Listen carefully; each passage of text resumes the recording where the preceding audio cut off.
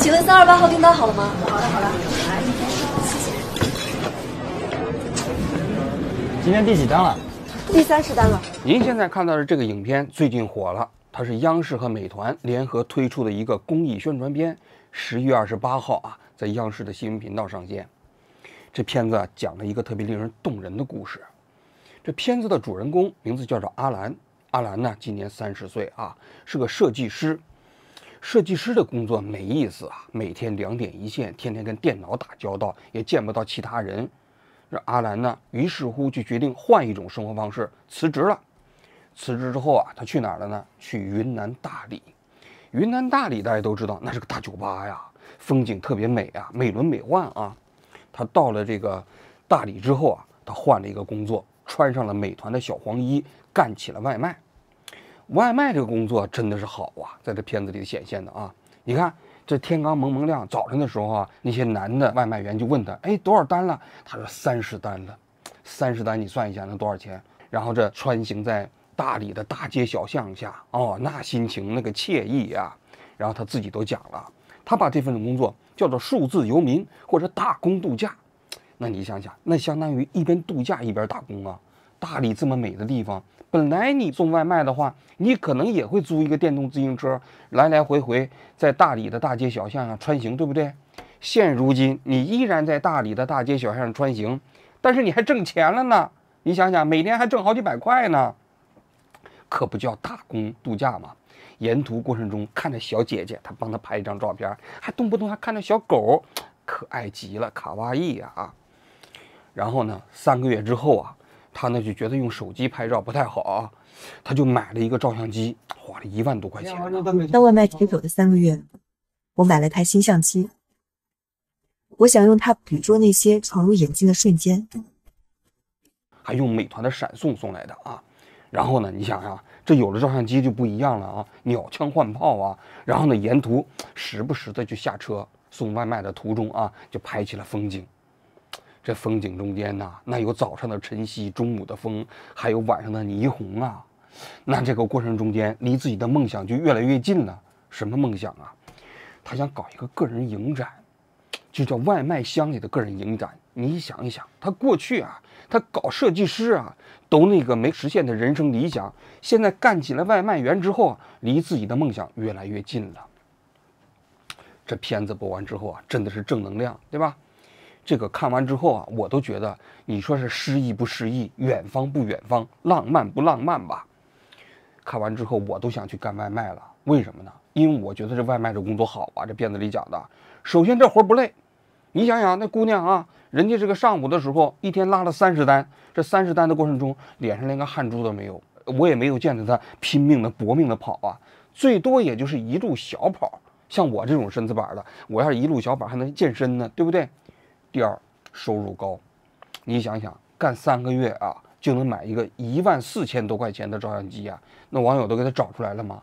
富士的，日本的牌子啊，14000块钱、15000块钱这样子啊，3个月，那也就是说，他除了吃和住，他至少攒了15000块钱，我估计可能还更多一点啊。因为你不可能说你把这3个月所有的钱加起来，可丁可卯的都买一个照相机嘛，说不定可能还有一些其他的这个花销。那你算算，3个月就能存下来，估计将近2万块钱，那这是高薪呐！在中国现在你多少个地方，你干3个月能存2万块钱呢？那在日本都不一定能做到啊，对不对？所以这个工作高薪。第3个，最关键的一点就是离梦想更近了。凡是你人生实现不了的理想，你干外卖都能实现。你看人家阿兰这姑娘了吗？人阿兰姑娘做设计师，离梦想越来越远；干起了外卖之后，离梦想越来越近了。所以你说这外卖可不是个好工作吗？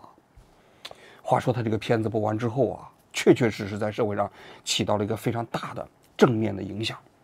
我送一单外卖就赚几块钱，不过还是攒钱买下了这台相机，想啊，以后送外卖的时候就能顺便拍沿途的风景了。现在这风景美极了，就算这一单要是超10倍罚款，我也觉得值。我就是爱路边这些风景。我每天送外卖，送到了就拍张外卖照片告诉用户，这不就是边送外卖边拍照吗？我在工地干活，还顺便健身了。现在我一天得干12个小时，每天早起清扫城市，既能维护城市形象，还能享受清晨第一缕阳光。在开往约车的日常太惬意，手握方向盘穿梭街厢，把城市的朝暮风景与隐秘路线都藏进车程里，越跑越爱。很多人矿看了这个片子之后，觉悟立刻就提高了。说过去他总觉得好像自己生活不如意啊，就被人压迫了，被人剥削了，被这个制度歧视了。这就是人矿思想觉悟不行啊，也是社会不稳定因素啊。但是看了阿兰这影片之后，很多人矿觉悟一下子就不一样了。有些人就在网上发言说啊，你看见了吗？那秦始皇修阿房宫啊，就让这些老百姓去服徭役，那不是为了服徭役，是为了看皇家园林的风景啊。那些环卫工人每天起早贪黑都要去扫大街呀，那其实是为了看晨曦的阳光啊。当年红军25000千里长征，那我告诉你也不辛苦。解放的一路，然后上访的一路啊，这是2条龙2条线啊，那是在搞马拉松比赛。就连那上大街上个垃圾桶里头去捡吃的那些人，哎，都开始说了，我为什么在垃圾桶里捡吃的？那也是为了尝百家饭呐，尝各地的美食啊。你瞧瞧，这些人矿们思想境界一下子就不一样了，是不是？那这个结果在网上就传播起来之后啊，起到的效果，在我看来是真的是非常好。但紧接着事情啊，就发生了一些变化，两个方面。一个方面就是美团就在这个片子播完之后啊，他突然内部发了一个通知，说禁止骑手啊在骑行过程中间拍照，也禁止啊你发布啊跟你自己工作有关的信息。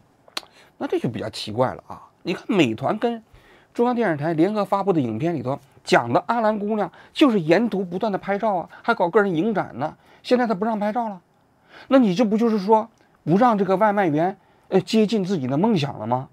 不让人家看风景了吗？看风景你不让留存了吗？这美团我觉得有点不太对，这是第一个啊。第二个就是这个片子中间的演员，这个演员名字叫做郑嘉，他一开始啊，在这个片子没上线之前呢，他特别高兴，为什么呢？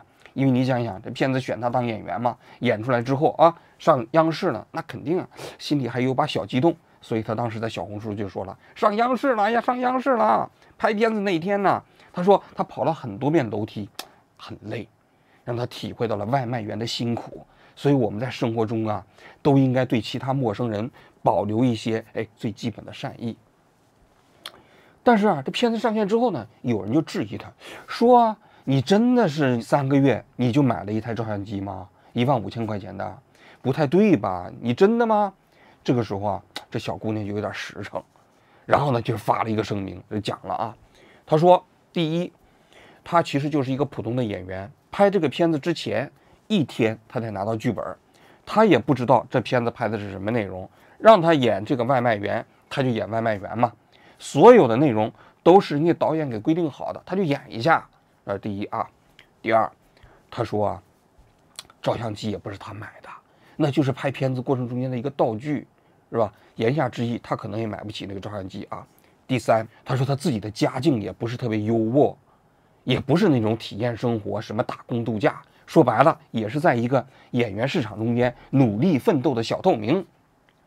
言下之意就大家不要为难我，因为有些人就重大为难，说你是不是造假呀？因为央视的那个宣传片背后讲了，说这个东西根据一个真实的故事改编的。这郑嘉这一出来说这些话，那很多人就不干了。那感情我们大家看到你在路上看风景啊，又是诗和远方，都是骗我们的吗？那真实的故事到底是什么呀？是吧？结果就在这个时候，大家就开始指责央视了，说央视是不是造假呀？就央视受不了了。央视就在昨天，我看把他这个诗和远方一般的外卖的宣传片啊给下架了。整个事情的来龙去脉大致就是如此啊。接下来我讲讲我对这个事情的看法啊。要我说啊，首先第一点，这央视自从我离开之后，是1天不如1天了啊。我们当时在央视的时候，还是能做一点有益于社会和人民的工作的。现在我真的有点看不下去，就这件事情啊。首先我给大家讲一下，这个片子最后啊打了一个标志，叫 CCTV 品牌强国计划。这 CCTV 品牌强国计划到底是怎么回事呢？我在这里给大家介绍一下啊。大家都知道，2019年的时候，央视不是搞了一个叫什么 CCTV 国家品牌计划吗？那就其实那个国家品牌计划啊，就是广告。你交到一定的钱，我就让你入选这个国家品牌计划。央视吗 ？CCTV 吗？那是中国中央电视台，对不对？那你入选我的这个广告，这就叫国家品牌。结果这是引起了一些其他的人家那个广告客户的不满呐。你比如说人家铁岭电视台，铁岭电视台能搞这种国家品牌计划吗？不可能，你只能搞铁岭品牌计划。但你想想，美团愿意入选铁岭品牌计划吗？显然不愿意啊。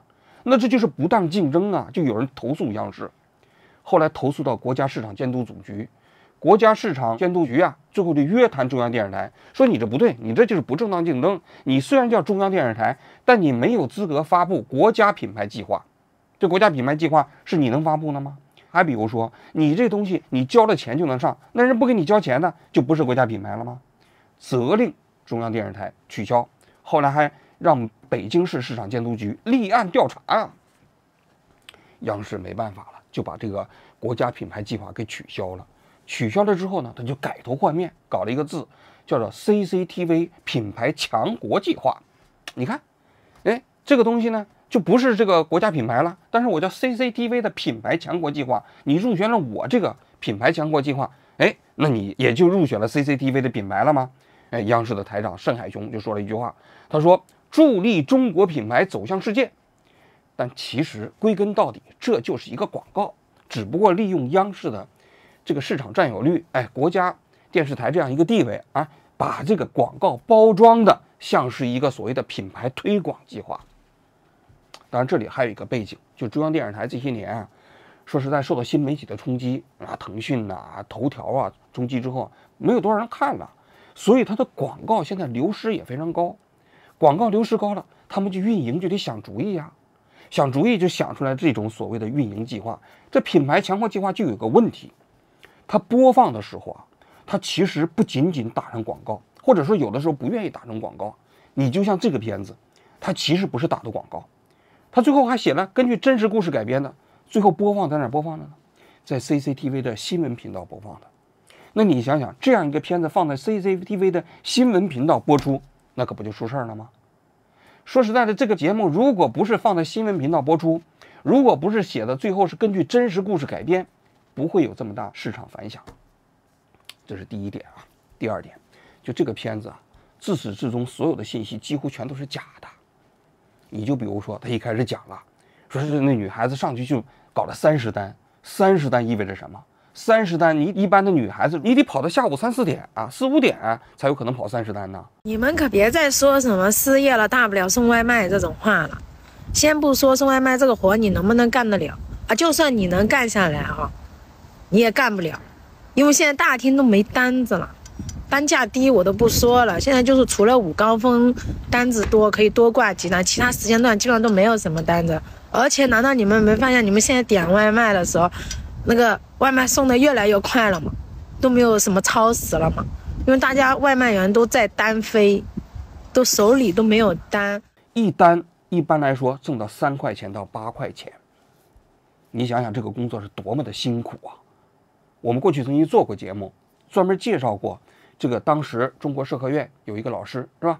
他写了一篇论文，叫《困在算法里的外卖员》。那就这些所有的外卖员工啊，他平时在他大数据的测算之下，他给你算了，你必须得以极快的速度闯红灯，冒着出车祸的危险，然后呢拼命的去送，你才有可能在大城市里头，北京、上海这种城市里头，每天跑50单，然后1个月能拿1万块钱。但是这个工作真的是非常非常的辛苦，喘气儿的时间都没有。你想想，就在这种状况下，他还有时间去欣赏风景？他那个时候看红绿灯都不一定有时间，他还看风景，他还打工度假，他还给小姐姐拍照，还看着小狗，他还撩猫逗狗。你想想，他是这样一种真实状况吗？显然不是啊。如果是评选中国现在最辛苦、工作压力最大的职位的话，外卖绝对算之一。为什么？就是这个算法本身成为逼迫你不断的奔跑、奔跑再奔跑的这样的一个催命的鞭子。你延误了扣你钱，你差评了扣你钱，然后呢，你如果延误几单，你这一天就白干了。你想想，人就是在这样一种疲于奔命的状态下，他哪有可能有心情去欣赏风景啊？我们都知道，欣赏风景也好啊，跟别人撩猫逗狗也好啊，这都是一种高级需求。这种高级需求都是当你的这种基本生存需求得到满足以后，你才会想到去撩猫逗狗，对不对？你才会看到那个小姐姐去给她拍照。假如说你是被鞭子驱赶的一个奴隶，你还有这种心情吗？没有了嘛。这是第一点啊。第二点，我们都知道啊，就是说，虽然去修阿房宫的那些奴隶们呢，他也能欣赏到皇家园林的美景，对吧？环卫工人也的确起到了健身的作用，但是你会觉得他这个工作的主要目的是为了健身吗？那个修阿房宫的那人，他们到那儿去服徭役，他的主要的目的是为了欣赏皇家园林啊？肯定不是。为什么？因为无论是秦始皇，或者是让你去打扫大街的这些人，这个工作的目标从来都不是为了让你健身。健身或许是一个附属产品，但这不是对你工作的要求。工作的要求就是赶紧把这条街道给我打扫干净，打扫不干净就扣你的钱，你就没有工资。所以其实我们在生活中你就可以看到了吗？当你没有选择自由，是一个工作给你带来的东西的时候，实际上我们从来都不能把这东西理解为这个工作的本身。是没错，送外卖的途中啊，你的确可以看到风景，但是你要知道，这个看风景不是你工作的内容，也不是你在这个过程中间所必然带来的。你的工作就是及时的按照这个算法，这个要求你的时间里头把外卖给我送达了。在这个过程中，你想想，或许在某一个片刻啊，你这个不送外卖的时候，你看一眼风景，但这从来这不是这个工作的本身。这第二点。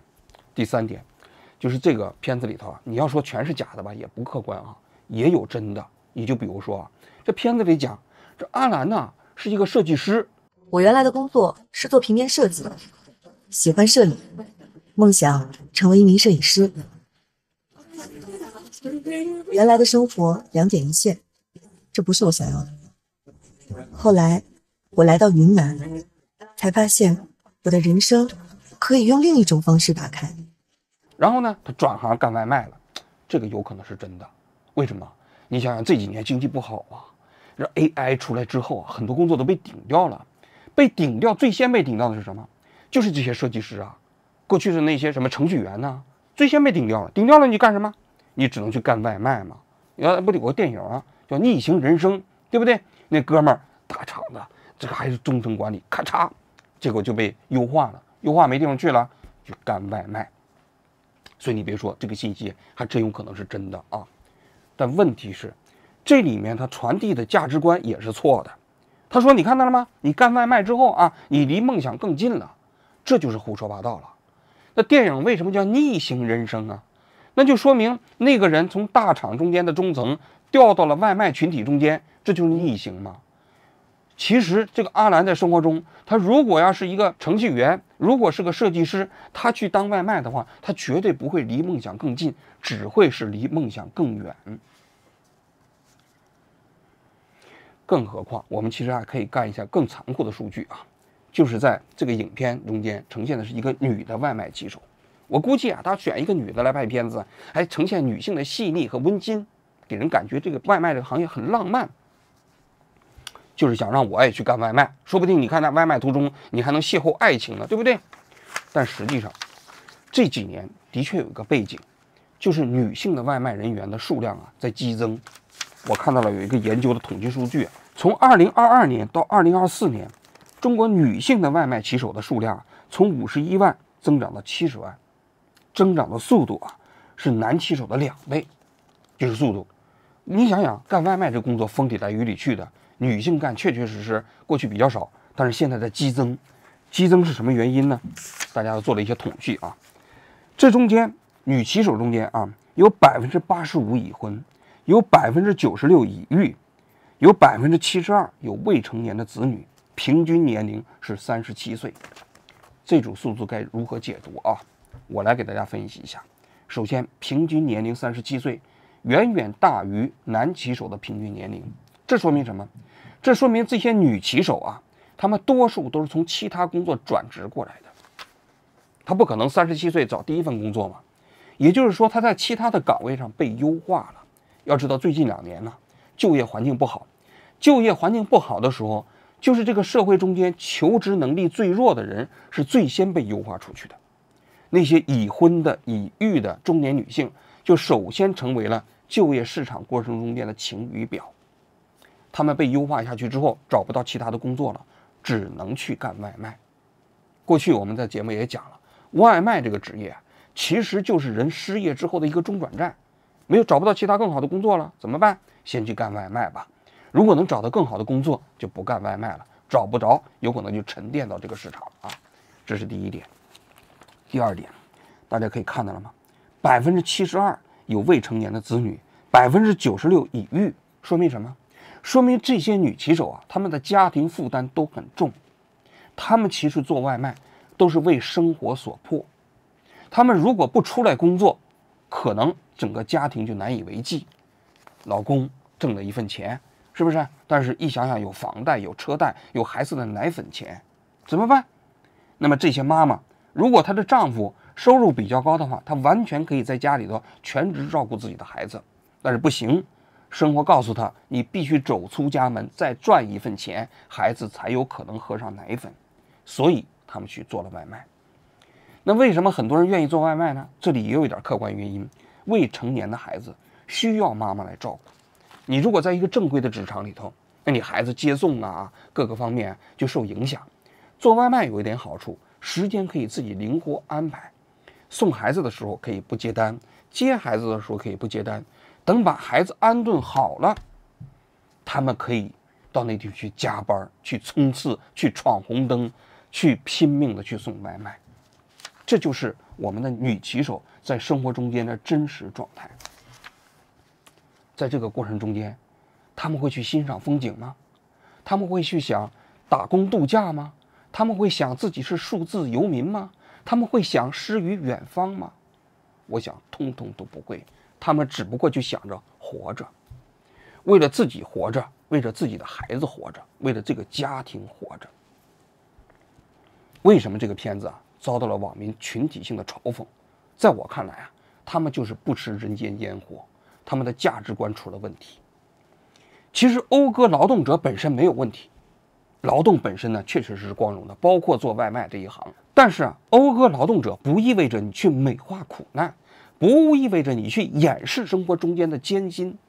这个片子之所以让人反胃，就是因为它不是在讴歌劳动者，它是在美化诗化苦难。本来这生活就已经非常艰难了，结果呢，这个给人感觉这还充满了诗和浪漫呢。当外卖骑手的3个月，我买了台新相机，我想用它捕捉那些闯入眼睛的瞬间，而这些瞬间也日渐丰盈起来。这不是一种居高临下的面对底层社会的不屑或者嘲讽吗？所以有一个评论说得好，这哪是讴歌劳动者呀，这简直就是把劳动者的脊梁打碎，做成了一个竹笛，吹奏了一曲岁月静好的歌声。师傅听说送外卖可以欣赏沿途的风景还能拍照纪念生活特别有意义是吧？哪有时间呢？我们天天送外卖，时间紧的跟什么一样，每天都一干都是12、3个小时，都很累的。听说送外卖可以欣赏沿途风景他没空他没空兼职干可以全职不行，我挣钱了是吧？哪有空看风景？欣赏风景的那闲的没事的欣赏什么风景？所以我就说，这个片子原本是做一个广告，但没想到触犯了众怒，就是他内心的价值观出了问题。我还看到有一个评论说，他说这不就是那种何不食肉糜吗？甚至还不如何不食肉糜。为什么？因为何不食肉糜人家还在解决问题。你问这些人早上起来为什么不吃肉糜这个何不看风景根本就没有想解决问题的思路。比如说给这些骑手们解决一下社保问题提高一点工资加强一点保障意外伤害保险，没有，只是说你就应该看风景你看到这个风景多好你心情多惬意你这工作多浪漫那这种后面的这种价值观，我觉得才是非常危险的。我觉得有一点，底层社会的人呢，为了生活，拼命的在算法的驱逐之下奔跑在大街上没有问题。我们中华民族勤劳善良忍耐，多少苦都吃过来了，这点苦算什么？但是有一点，他们不该被消费，不该被掩饰，这是底层社会最后的权利，也是最后的尊严。假如说你面对他们这种苦难，你还拼命的掩饰，这其实就是在消费他们的苦难。我建议有关部门好好查一下，到底谁拍的这个宣传片，这是与人民群众为敌呀！你别看你中央电视台的啊，你如果天天播放这种与人民为敌的片子，那你想想，那你不是制造社会不稳定因素吗？当年中央电视台不也曾经做过一个宣传片，也是说靠体力劳动赚钱，生活最安心。结果呢，拍那个片子就有一个人推着一个非常重的车在路上走，对面开过一辆保时捷，相向而去。很多人就问了，打工30年能赚到一辆保时捷吗？好家伙，在这一个影像的框里头出现了2个社会阶层，好讽刺，好讽刺啊！你看到了吗？就是这些人拍片子的人根本没有这根弦，他拍出这个片子没有起到让这个社会更和谐，相反都是触动了底层劳动人民心目中间最柔软最脆弱的那一部分。这不就是与人民群众为敌吗？这不就是试图制造动乱吗？所以要我说，该封杀的不是郑家，就是 CCTV 啊。当然 CCTV 整个不能都封杀了啊，至少把这个拍片子的人抓出来，把他封杀了。我觉得这个呢才能以谢天下。好了，我今天就讲到这里，谢谢各位。我送一单外卖就赚几块钱，不过还是攒钱买下了这台相机，想啊，以后送外卖的时候就能顺便拍沿途的风景了。现在这风景美极了，就算这一单要是超10倍罚款，我也觉得值。我就是爱路边这些风景。我每天送外卖，送到了就拍张外卖照片告诉用户，这不就是边送外卖边拍照吗？我在工地干活，顺便健身了。现在我一天得干12个小时，每天早起清扫城市，既能维护城市形象，还能享受清晨第一缕阳光。在开往约车的日常太惬意，手握方向盘穿梭街乡，把城市的朝暮风景与隐秘路线都藏进车程里，越跑越爱。外卖让我快乐，沿途还能看风景，拿着3000块的相机拍拍照。我爱送外卖，送外卖使我快乐。外卖吗？我爱送外卖，送外卖可以沿途看风景。我大学毕业，办公室的生活不是我想要的，我爱送外卖。送外卖可以沿途看风景。爱送外卖吗？我爱送外卖。送外卖可以沿途看风景。